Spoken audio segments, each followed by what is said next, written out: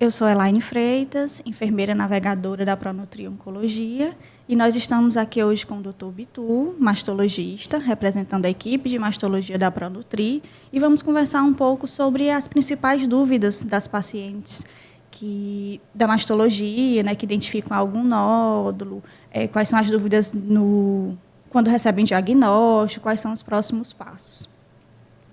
Dr. Bitu, iniciando, né? O paciente tem ali o costume de fazer seus exames, né, de controle anuais, e ela percebeu que veio algo diferente no laudo dela dessa vez, né? Cita ali coisas como um nódulo que antes não existia e surgiu, ou uma microcalcificação, um linfonodo intramamário tende a assustar bastante elas, ou notou ali que está saindo algum tipo de secreção da mama, né, bilateral ou em uma das mamas. Como essa paciente deve proceder? Né? A quem ela deve recorrer para esclarecer essa dúvida? Bom, primeiramente eu queria agradecer o convite da Pronutri. Aí é um privilégio para mim estar participando desse podcast, né? Então vamos lá. O que, vamos dizer assim, seria importante para a paciente para ela procurar algum médico em relação à questão da mama? Normalmente, os exames de rotina, a paciente normalmente ela faz com o ginecologista mesmo, né? Então, enquanto esses exames dão normais, normalmente não há necessidade dela procurar um mastologista. Mas existem alguns sinais de alerta que a gente sempre busca orientar as pacientes no sentido para elas procurarem, às vezes, diretamente o mastologista, né? Como você citou, alguns nódulos palpáveis, né? De repente ela palpar um nódulo na mama, alguma alteração no exame, que ela às vezes pode mostrar para o ginecologista e ele encaminhar, ou então às vezes o próprio médico que está fazendo o exame já orienta a paciente a procurar um mastologista para a gente às vezes iniciar uma investigação, como também algum tipo de secreção que possa estar saindo espontaneamente pelo mamilo, alguma vermelhidão persistente na mama, não é uma vermelhidão que some e depois volta, né? E em relação à axila que você falou, é uma dúvida muito frequente das pacientes quando aparece lá em algum laudo de exame a palavra linfonodo, né? Aquilo ali parece que é um gatilho para o desespero. E aí, mas os linfonodos são gânglios que a gente tem no organismo que ajudam na defesa e na drenagem do organismo. Todos nós temos, né? E o que interessa para a gente não é o fato de existir o linfonodo ou não. É apenas o fato do aspecto de como está o linfonodo no exame de imagem, né? Então, normalmente vai vir escrito linfonodos de aspecto habitual. Isso é o aspecto normal e é algo que não preocupa a gente. Bastante esclarecedor. E tem a questão dos BIRADs, né? Algo que elas ficam bem atentas, mas que surgem muitas dúvidas sobre o que é alarmante, o que não é, né? Ali um BIRADS 3, um BIRADS 4 tende a assustar bastante as pacientes. O BIRADS 4, ele é definitivo para um câncer de mama? Muitas delas pensam, não, ali, né, a gente sabe que existe um grau, né, de probabilidade. Explica melhor para nossas pacientes, quando elas devem realmente, né, ficar bastante preocupadas. O BIRADS é uma classificação de risco para câncer de mama. Então, existem critérios que você olha no exame de imagem, ou na mamografia, ou no ultrassom de mama, ou numa ressonância de mama, e aí você, de acordo com o aspecto e algumas características do nódulo ou de microcalcificações, você vai classificar aquela imagem como suspeita ou não. De uma forma simples, resumidamente, qualquer imagem que tiver pelo menos uma característica suspeita para câncer, ela já ganha um BIRADS 4 no mínimo. Então, assim, quando vem um BIRADS 1 e 2, a gente considera um exame normal, risco zero, e a paciente vai fazer o exame de rastreamento de rotina, normalmente uma vez por ano. O BIRADS 3, normalmente, é alguma alteração que tem todas as características benignas. No entanto, existe um risco da falha natural do exame por a medicina não ser uma ciência exata e nem sempre ser 100%. Então, existe um risco de 1 a 2% daquela imagem que, mesmo não tendo nenhuma característica suspeita, entendeu? Pode vir a ser câncer. E aí, nesse caso, ela é classificada como um BIRADS 3 e você acompanha de 6 em 6 meses. E aí, de acordo com as características suspeitas, ela vai do BIRADS 4 ou BIRADS 5, que é quando tem todas as características suspeitas para câncer e onde chega a ter um risco de 95% dos casos de ser câncer de mama. Mas o BIRADS, ele não define se é ou não câncer. O BIRADS é apenas uma triagem de acordo com o aspecto da imagem para a gente definir se aquela paciente precisa ou não fazer biópsia. Né? Então, assim, a partir do resultado da biópsia é que a gente vai dar o diagnóstico para a paciente. Então, nunca a gente tem, assim, vamos dizer assim, a prepotência de chegar para a paciente e dizer, de acordo com o BIRADS dela, se ela tem ou não câncer. Excelente. Então, nós acordamos que a partir de um BIRADS 4 seria essencial a procura de um especialista na mama, com certeza, um mastologista, para investigar melhor esse caso. O BIRADS 4 e o BIRADS 5, com certeza a paciente deve procurar um mastologista. Não precisa passar com outro médico ou para um ginecologista para depois chegar no mastologista. Porque provavelmente a gente vai precisar fazer algum tipo de investigação diagnóstica, no caso seria algum tipo de biópsia, para a gente dar um diagnóstico assertivo para a paciente, se ela tem ou não câncer de mama. Então, nessa linha de cuidado que a gente fala da paciente suspeita para câncer, né, o ideal é que a gente, vamos dizer assim, abrace a paciente nessa linha de cuidado desde esse início, que seria esse primeiro exame de imagem com uma lesão suspeita, né?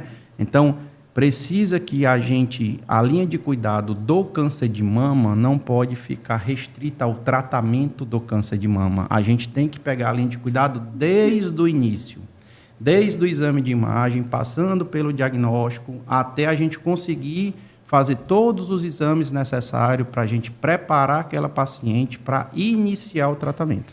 O mais precocemente possível. Com certeza. Falando ainda, né, mantendo ainda nesse tema da mamografia, a gente ainda nota alguma resistência por parte de algumas pacientes para a realização da mamografia. Né? Às vezes elas questionam, mas a ultrassom não é suficiente? Ou a ressonância, eu ouvi dizer que é mais específica, é mais detalhada. Não serviria eu fazer só a ressonância e não fazer a mamografia porque é doloroso, é incômodo? Existe essa possibilidade? Assim, a gente tem que definir qual a função de cada exame. Né? Então, existe um exame de rastreamento, que é aquela paciente que está assintomática, ou seja, ela não tem queixa nenhuma, mas ela precisa fazer um exame com uma certa frequência para a gente tentar detectar a doença o mais precocemente possível. Então, esse exame de rastreamento, vamos dizer assim, que tem maior eficácia na diminuição da mortalidade por câncer de mama é a mamografia. Então, toda paciente acima de 40 anos deve fazer mamografia uma vez por ano. Vale aqui um adendo. A Sociedade Brasileira de Mastologia, a Sociedade de Ginecologia, a Sociedade de Radiologia, todas elas, né, recomendam que a mamografia seja feita anual a partir dos 40 anos. O Ministério da Saúde, infelizmente, ainda teima em recomendar mamografia acima dos 50 anos.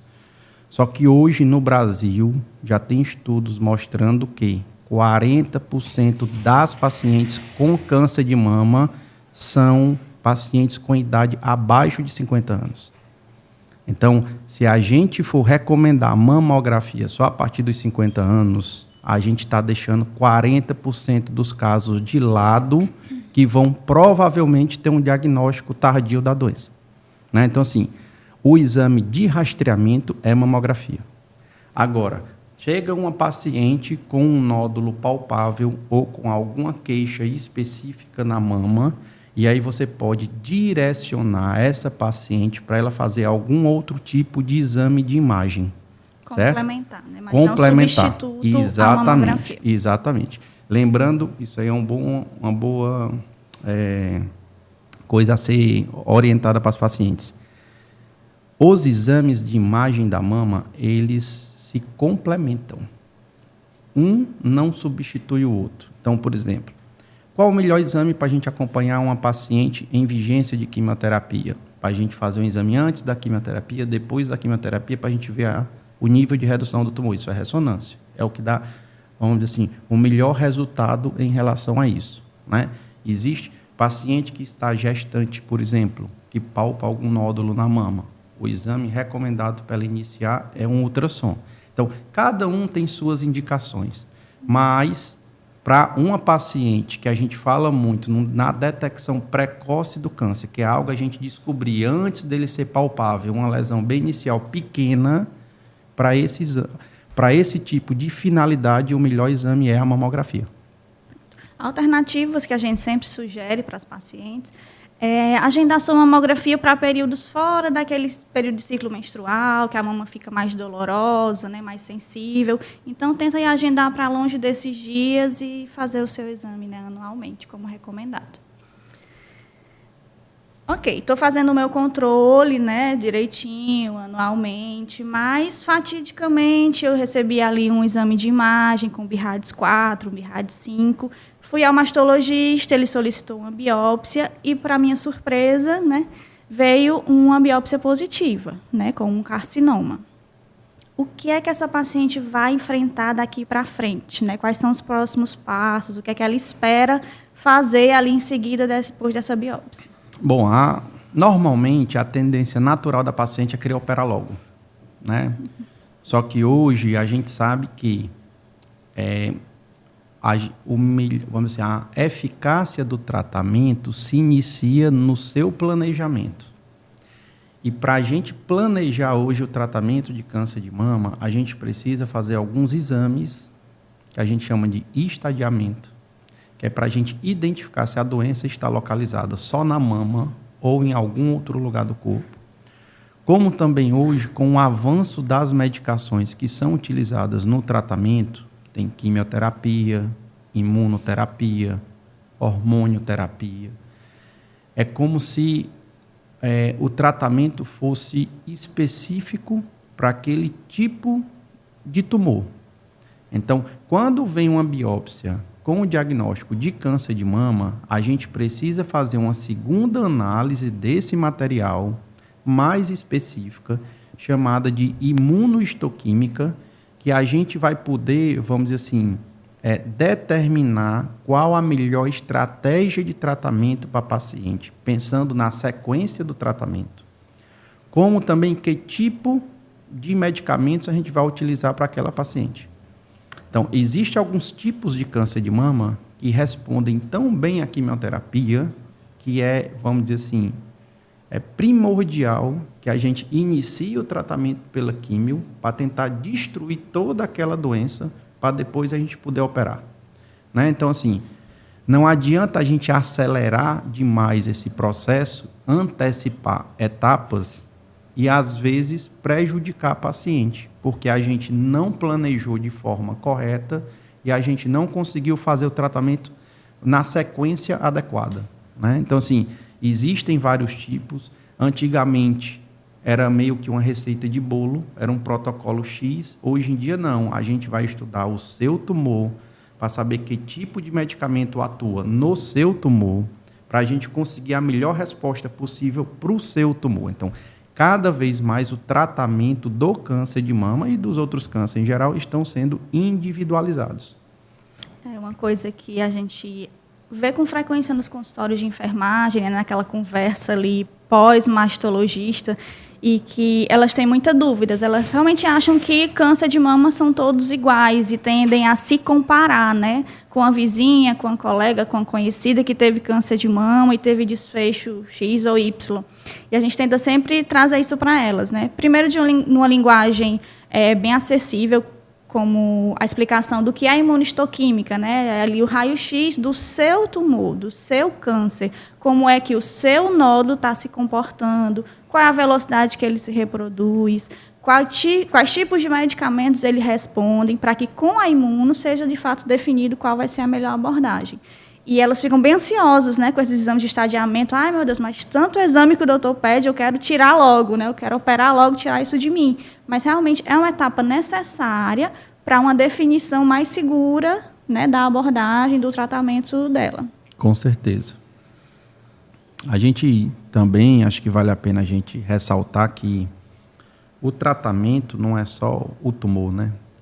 A gente precisa tratar a paciente. A gente volta para aquela velha frase da linha do cuidado, né? Então, assim, a Pronutri tem uma estrutura muito boa em relação a dar esse suporte para a paciente, não só do tratamento especificamente para destruir o tumor, mas a questão psicológica, a questão nutricional, né? Então, todas as pacientes têm esse suporte lá dentro, porque não é fácil você receber um diagnóstico de câncer de mama. Cada vez mais o diagnóstico está vindo com idade mais precoce, né? O câncer de mama nas pacientes jovens está aumentando num ritmo bem acelerado.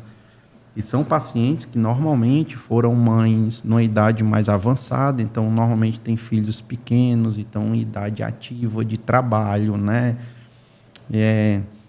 Sexualmente falando também estão ativas, então assim é muito difícil para elas receberem a idade, principalmente nessa faixa etária entre os 40 e 50 anos ou até menos, como a gente já viu pacientes abaixo de 40 anos, né? Então a gente precisa ter essa linha de cuidado em todas as frentes. A gente não pode olhar hoje em dia, a medicina não permite mais a gente olhar só para a mama, né? A gente precisa ampliar muito mais a nossa visão no sentido de apoiar essa paciente em todos os aspectos, principalmente na parte psicológica, que é onde ela tem um grande impacto, não só ela, como toda a família, né? É realmente uma realidade dura e muito presente, que a gente tem visto no dia a dia muitas mulheres jovens, nos seus 30 e poucos, 40 anos, numa fase da vida muito ativa, né? Economicamente, socialmente ativas. Muitas não tiveram filho ainda, estão ali na melhor fase da sua carreira profissional e são pegas de surpresa, né, com essa notícia. A gente sabe que nenhum diagnóstico de câncer é fácil. Mas eu costumo dizer que o câncer de mama ele tem um peso emocional muito grande, né? Porque quando se fala em mama, você fala na feminilidade da mulher, na sexualidade, na vaidade, na maternidade, né? Que as que não tiveram filho pensam logo, vou ter que tirar minhas 2 mamas e eu nunca vou poder amamentar. Inclusive, falando nesse aspecto, a respeito das cirurgias que hoje a gente tem para as mulheres que são diagnosticadas com câncer de mama. Sempre a primeira opção é a mastectomia, existem outras alternativas, o que é que tem sido feito hoje? Com certeza existem outras alternativas, né? Assim, o que é uma cirurgia eficaz para você tratar um câncer de mama? É você tirar a doença com uma pequena área de segurança em volta de tecido mamário normal. Então, o que determina o tamanho da cirurgia não é a gravidade da doença. O que determina o tamanho da cirurgia é a relação entre o tamanho do nódulo e o tamanho da mama. Pacientes que têm a mama muito grande, elas podem ter até nódulos grandes que a gente consegue fazer cirurgias eficazes sem a necessidade de retirar a mama toda. Em compensação, as pacientes com mama muito pequena, às vezes, mesmo tendo um diagnóstico precoce e um nódulo pequeno, às vezes tem que ser submetidas a uma cirurgia para retirar a mama toda, né? Então, assim, a minha vizinha, como você falou, elas sempre se comparam, a minha vizinha tirou a mama toda e eu não tirei a mama toda. Então, quer dizer que o caso dela é mais grave que o meu ou está mais avançado que o meu? Não. O tamanho da cirurgia, repito, não tem relação com a gravidade da doença. E hoje em dia, a gente consegue, durante a cirurgia, vamos dizer assim, utilizar de técnicas de cirurgia plástica das mamas para a gente conseguir oferecer um resultado estético bastante satisfatório para a paciente. Que em termos da eficácia em si do tratamento, né, não tem tanto benefício, mas tem um ganho muito grande secundário, que é com a autoestima, né, que também é muito importante, ou até talvez mais importante, porque o aspecto psicológico da paciente conta muito, né? Então, assim, hoje a gente pode fazer cirurgias no mesmo momento, retirar uma mama, colocar uma prótese para a paciente não sair sem mama do centro cirúrgico. Os planos de saúde que são regulamentados pela ANS, né? São obrigados a contemplar esse tipo de cirurgia, que a gente chama de reconstrução, como também as pacientes que fazem um quadrante, que é uma retirada parcial da mama, elas também têm esse direito de poder fazer a reconstrução mamária após o quadrante para ficar com um resultado estético satisfatório. Cabe salientar que no processo natural do câncer de mama, quando ele sai da mama e ele vai para algum lugar do corpo, normalmente o primeiro lugar são os linfonodos da axila. Então, sempre que a gente for operar uma paciente, é importante que a gente tire pelo menos um linfonodo da axila para a gente avaliar se aquela axila tem doença ou não. Porque se a doença estiver restrita à mama, a gente consegue ter uma chance maior daquela paciente ficar curada. É uma coisa que elas têm dúvida, eu até explico também na consulta pré-cirúrgica, né? Que é a pesquisa do linfonodo sentinela. Elas se assustam logo, né? O doutor está suspeitando que tem alguma coisa na minha axila. Não necessariamente. O estadiamento, né, já foi feito para ter uma visão ampla do estado atual dela. Mas é mandatório, né, por segurança, paciente diagnosticado com câncer de mama, seja para uma cirurgia de quadrante ou para uma mastectomia, ser feita a pesquisa do linfonodo sentinela. Mesmo que os exames de imagem da axila mostrem que a axila está normal. Protocolo de segurança.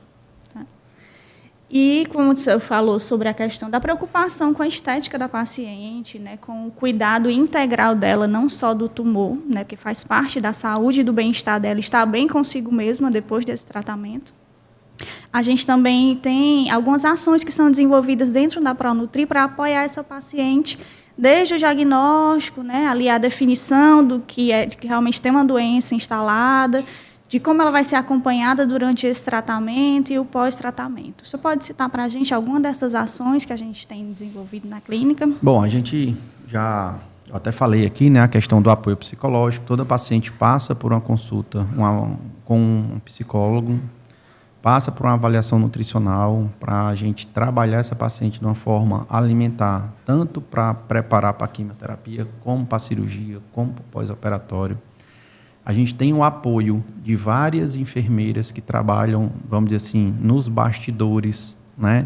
Que a gente chama de setores chamados de navegação. A gente tem a navegação da mastologia, a navegação da oncologia, que a gente consegue, vamos dizer assim, agilizar e acelerar esse planejamento da paciente para a gente antecipar ao máximo o início do tratamento. Então, assim, a Pronutri tem uma estrutura muito boa em relação a esse apoio e a essa linha de cuidado para a paciente oncológica, né? E a gente está, vamos dizer assim, expandindo, trazendo isso para a navegação da mastologia para a gente conseguir também dar esse apoio para a paciente antes do diagnóstico, né? Então, desde quando ela começar com uma lesão suspeita, vamos dizer assim, ela já se sentir abraçada desde o início do processo, antes mesmo até do diagnóstico. Sim, sim. Puxando a sardinha para o nosso lado, né? Eu, quanto enfermeira da navegação da mastologia, é um setor novo, né, recente, que a Pronutri implantou, tendo em vista o nosso perfil epidemiológico. A maioria das nossas pacientes são mulheres, são pacientes que estão à procura de mastologistas e que muitas chegam nessa situação, né, de estou ali com um caso suspeito e eu estou muito ansiosa, e agora o que é que eu faço? E a navegação da mastologia entra nesse momento, né, de dizer para a paciente que a gente está ali junto com ela, né? Não, calma, a senhora não está sozinha, a gente vai lhe ajudar e a gente vai lhe guiar nos próximos passos, né? Nessa trilha de investigação. Fazer a biópsia, fazer um exame de imagem complementar. Depois dessa investigação, não deu nada, ótimo, né? O paciente volta para um segmento de rotina com tranquilidade. Mas, se for diagnosticada, né, com CA de mama, essa paciente vai ter todo o suporte da equipe de navegação, da equipe de farmácia, né, uma coisa que a gente até identifica também, o pessoal da farmácia. Sempre que a gente vê um paciente que tem polifarmácia, né, que precisa ali de uma orientação. A nossa equipe de farmacêuticos tem essa consulta ali junto a ele para ajudar a organizar a vida dele, né? Quais são os medicamentos, qual é o horário correto, para ver se está tudo direitinho, para que ele transcorra bem nesse processo. Sem falar também na equipe médica, né, de altíssima qualidade que a gente tem lá. A gente tem uma equipe de mastologistas, a gente tem oncologistas, radio-oncologista, oncogeneticista, né? Tem outras especialidades que também dão suporte para a linha de cuidado da mama, né? Que a gente tem anestesiologista que faz avaliação pré-anestésica, né? A gente tem endocrinologista, se for preciso. Me ajuda aí se eu estou esquecendo de mais alguém, né? Bem munido de fora as outras especialidades cirúrgicas que também trabalham na linha do cuidado do câncer em geral, né? A gente aqui está falando num podcast de mama, mas a gente tem outras especialidades para cirurgião torácico, cirurgião oncológico para trato gastrointestinal, cirurgião oncológico da pelve, da parte feminina, né? Urologista, então, e aí por aí vai. A gente vê a validade disso, né, a importância disso, até nos exames de estadiamento. É frequente na paciente estar ali fazendo exames complementares para o diagnóstico de câncer de mama, mas identifica ali um nódulo no fígado, um nódulo no pulmão, algo no rim, e a gente tem profissional ali dentro da clínica para prestar essa consultoria. Inclusive, eu tive uma paciente recentemente que foi um diagnóstico precoce de mama, foi uma alteração que apareceu na mamografia, e nos exames de estadiamento encontrou um tumor pequeno no rim, que não tinha nada a ver com a mama. E aí a gente conseguiu discutir o caso dela junto com a equipe de urologia para a gente definir se a gente fazia cirurgia simultânea, se a gente fazia primeiro do rim, que é mais urgente naquele e depois momento. Da mama. E aí a gente chegou num consenso que para ela seria melhor primeiro operar a mama e depois operar o rim. E assim foi feito. Ela já operou os dois e agora ela vai iniciar o tratamento dela com a oncologia. Perfeito. Por ser um diagnóstico precoce, provavelmente deve fazer apenas um tratamento com hormônio. E aí a gente volta a bater na tecla da vantagem da mamografia feita anualmente a partir dos 40 anos. Né? Não tem nada que substitua o benefício que esse exame traz. Gostaríamos de finalizar esse momento agradecendo primeiramente a Pronutri, né, por nos proporcionar esse momento de bate-papo, de tira dúvida, de esclarecimento às nossas pacientes, né, as principais dúvidas e anseios que a gente percebe muito em consultório. Agradecer ao Dr. Bitu, né, que está aqui representando a brilhante equipe de mastologia da Pronutri. Bom, queria agradecer mais uma vez o convite e deixar como um recado aqui para as pacientes que câncer de mama tem cura, né, principalmente se for diagnosticado precocemente. Então, mulheres a partir dos 40 anos façam mamografia anual. Vocês terão benefício com isso.